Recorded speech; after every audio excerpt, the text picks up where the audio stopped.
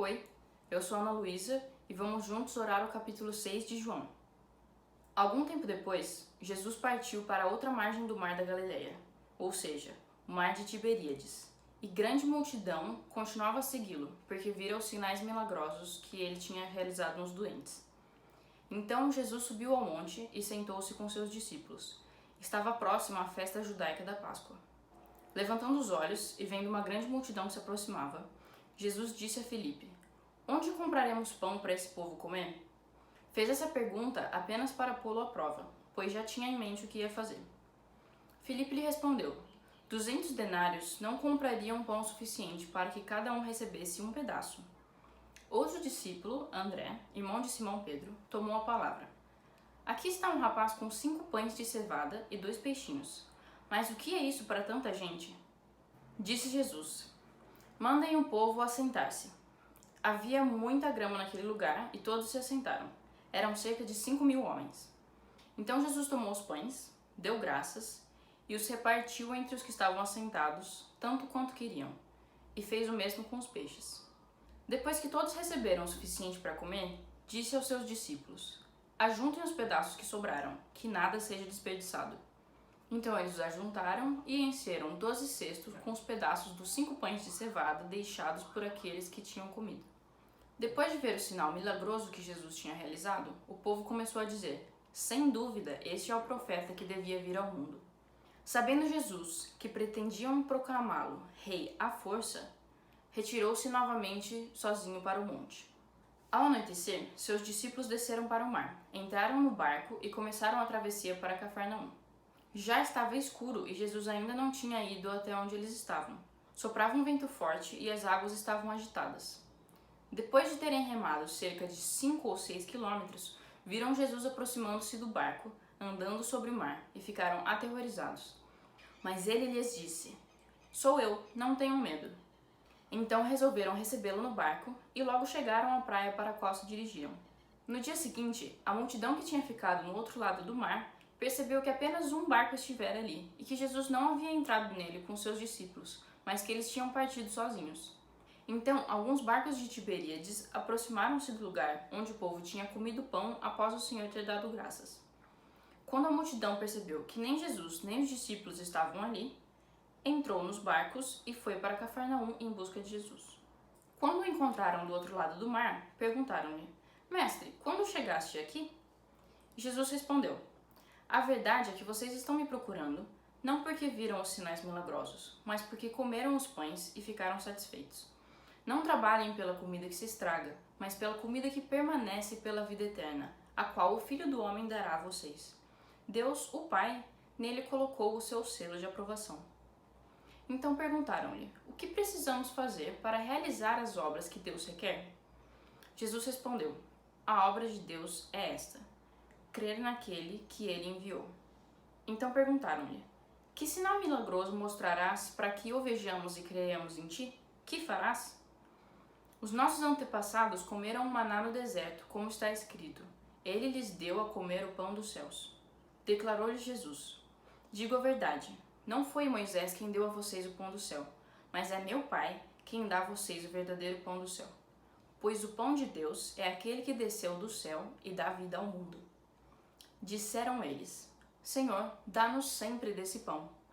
Então Jesus declarou: "Eu sou o pão da vida. Aquele que vem a mim nunca terá fome. Aquele que crê em mim nunca terá sede. Mas como eu disse, vocês me viram, mas ainda não creem. Todo aquele que o Pai me der virá a mim, e quem vier a mim eu jamais rejeitarei. Pois desci dos céus não para fazer a minha vontade, mas para fazer a vontade daquele que me enviou. Essa é a vontade daquele que me enviou, que eu não perca nenhum dos que ele me deu, mas os ressuscite no último dia. Porque a vontade de meu Pai é que todo aquele que olhar para o Filho e nele crer tenha a vida eterna, e eu o ressuscitarei no último dia." Com isso, os judeus começaram a criticar Jesus, porque dissera: "Eu sou o pão que desceu do céu." E diziam: "Este não é Jesus, o filho de José? Não conhecemos seu pai e sua mãe? Como ele pode dizer: desci do céu?" Respondeu Jesus: "Parem de me criticar.